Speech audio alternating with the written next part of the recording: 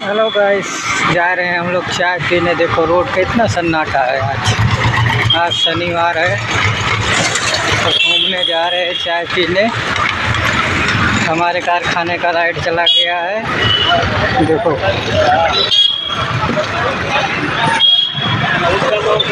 जा रहे हैं चाय पीने। देखो दुकान सब बंद है।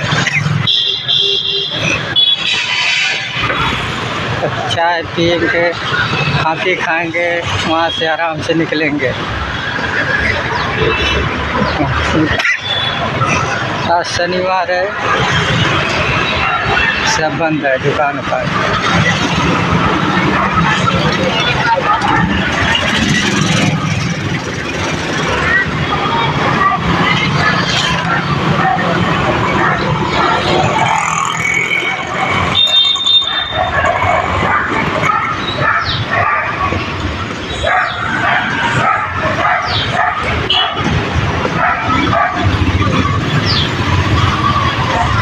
Hello friend,